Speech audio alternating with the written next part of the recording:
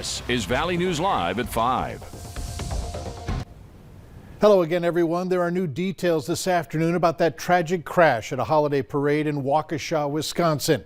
Authorities say the accused fled a domestic disturbance before he plowed an SUV through the parade route. The death toll now stands at 5, with nearly 50 injured. Many of the injured are children. We have a warning for you. Video in this report is disturbing. Jay Gray joins us with the latest. The investigation continues today in Waukesha, where an SUV turned a weekend holiday parade into a scene of panic and pain.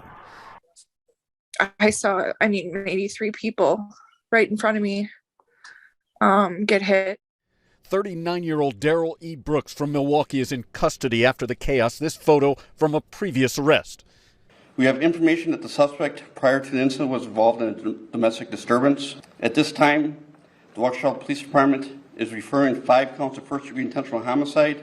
An SUV crashing through the holiday parade route, everyone marching and watching the parade struggling to find safety. My wife got out of the way, and by the time she did, the car came right past me within at least 2 feet. I could have touched the car going by. In Waukesha, prayers for those who were lost and injured as the search for answers continues. Jay Gray, NBC News, Waukesha, Wisconsin.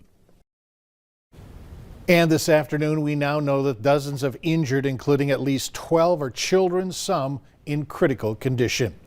Let's turn our attention now to an important topic this week, and that's the holiday weather forecast. Chief Meteorologist Hutch Johnson is here with a first look at what you can expect. Hutch? Good evening, Mike. Happy Monday, everyone. Not a bad way to start the week. It was a chilly one. Look at this setting sun from our view at the Dakota Magic Casino. Stunning and beautiful, and for many of you tomorrow you're going to say the weather's going to be stunning and beautiful, but we do have some changes we're watching as we glide into that travel day Wednesday before Thanksgiving. Hey, we do have some clouds, and even near Minneapolis the radar showing a few flurries of snow along a boundary. Well, here's that boundary, that white line, that's the freezing line. It's chilly in central Minnesota, just barely out of the teens. Look at this, in the 40-degree range from Mobridge and Bismarck, where they were near 50 today. Big temperature difference, clouds on the boundary, and a few flurries. But for us tonight, most of us will be like this, quiet, including here in the FM area.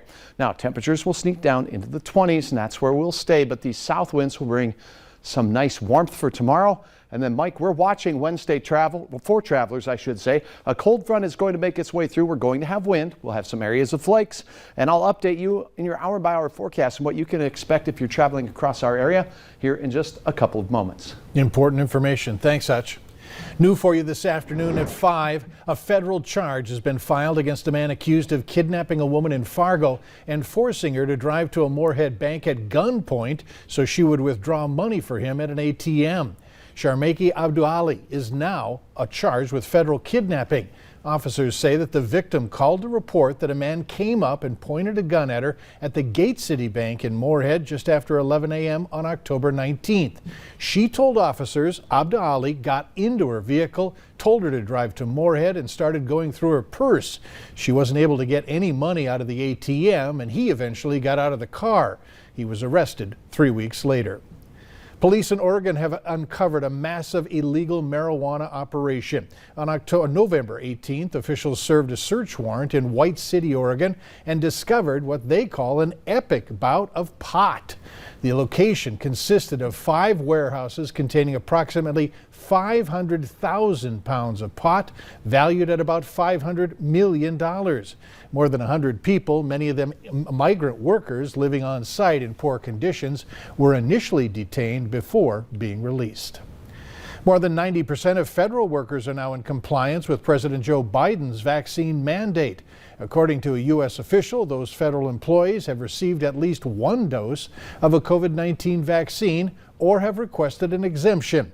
And by today's deadline, there have been concerns that there would be worker shortages within the Federal Aviation Administration and the TSA this holiday season, but both administrations are more than 90% in compliance with the president's order. Workers not in compliance are expected to begin a counseling process which could lead to future termination if they do not get a shot or obtain an approved exemption. Closing arguments wrapped up in the trial of 3 men charged in the shooting death of Ahmad Arbury.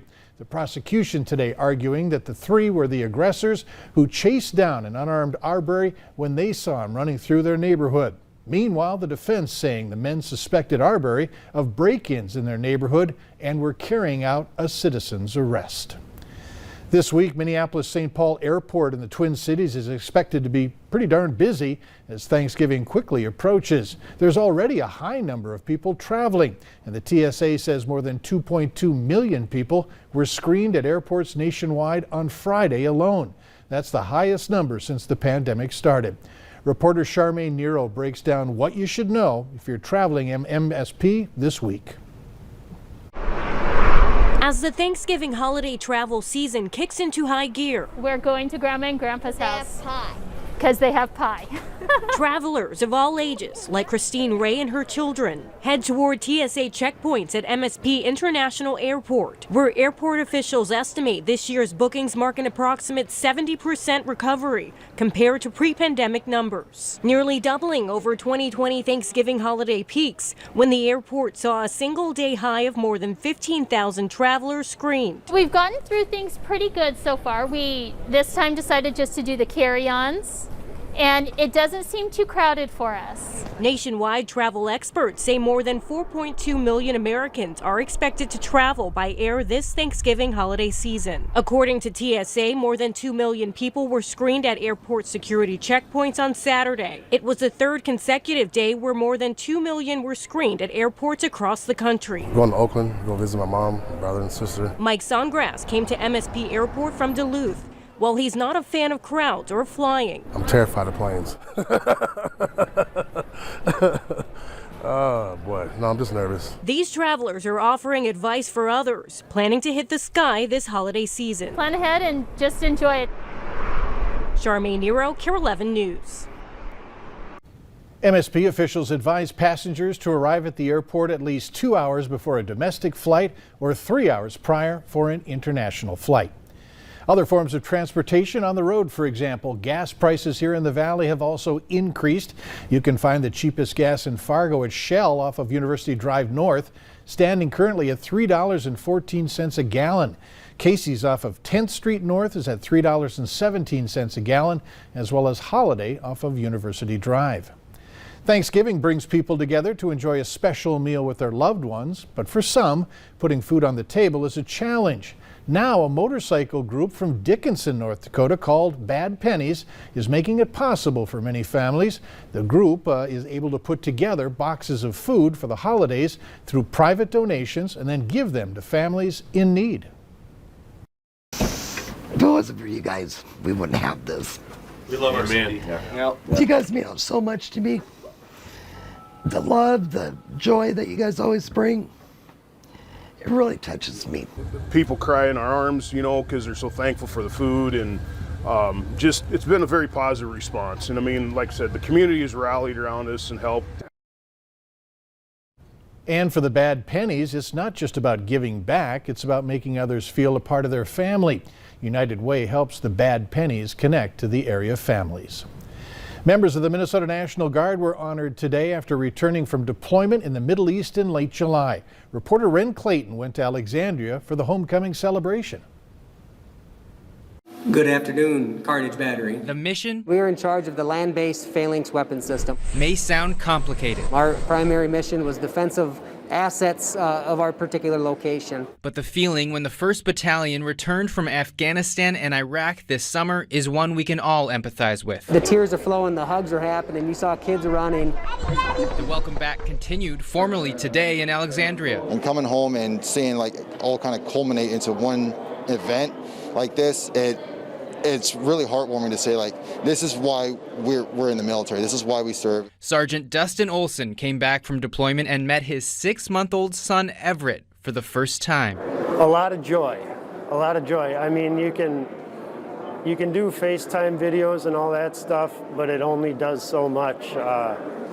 Having that first touch with him and my wife, very special to me. Many National Guardsmen and women got back and started new parts of their lives. Reintegration with the family for me has been positive. At today's ceremony, a reminder to reach out for help adjusting back into civilian life. Part of being a soldier, part of being part of this team here is is understanding when you're under that stress and that you need help.